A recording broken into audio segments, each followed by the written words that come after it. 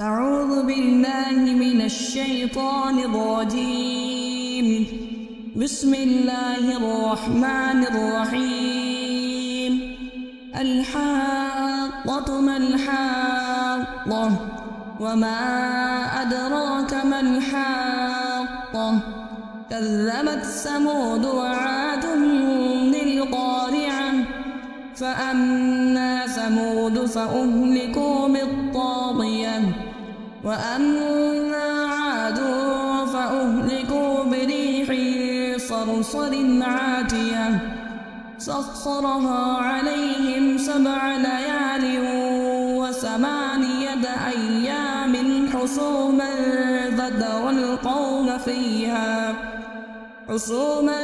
فترى القوم فيها صرعى كأنهم أعجاز نخل خاوية فهل ترى لهم من باقية وجاء فرعون ومن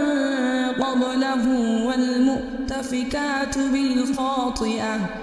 فعصوا رسول ربهم فأخذهم أخذة رابية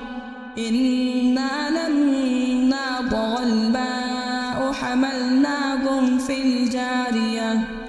لنجعلها لكم تذكرة وتعيها أذن واعية فإذا نفخ في الصور نفخة واحدة وحملت الأرض والجبال فدكتا دكة واحدة فيومئذ وقعت الواقعة وانشقت السماء فهي يومئذ واهية والملك على أرجائها ويحمل عرش ربك فوقهم يومئذ 8 يومئذ تعرضون لا تخفى منكم خافية فأما من أوتي كتابه بيمينه فيقول هاؤم اقرءوا كتابيه إني ظننت أني ملاق حسابيه فهو في عيشة راضية في جنة عالية قطوفها دانية كلوا واشربوا هنيئا بما أسلفتم في الأيام الخالية وأما من أوتي كتابه بشماله فيقول يا ليتني لم أوت كتابيه ولم أدر ما حسابيه يا ليتها كانت القاضية ما أغنى عني ماليه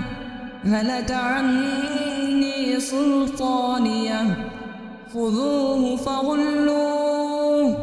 ثم الجحيم صلوه ثم في سلسلة ذرعها 70 ذراعا فاسلكوه إنه كان لا يؤمن بالله العظيم ولا يحض على طعام المسكين فليس له اليوم هاهنا حميم ولا طعام إلا من غسلين لا يأكله إلا الخاطئون فلا أقسم بما تبصرون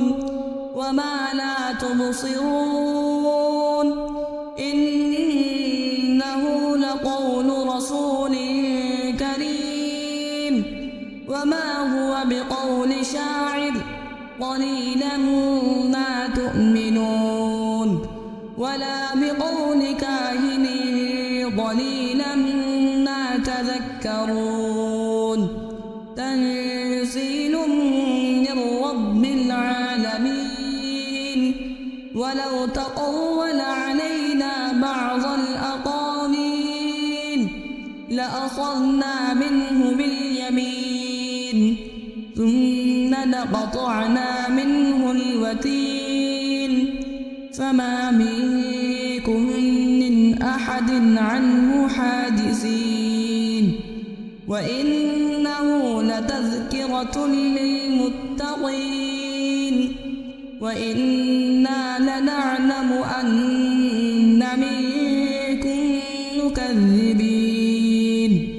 وإنه لحسرة على الكافرين وإنه لحق اليقين فسبح باسم ربك العظيم.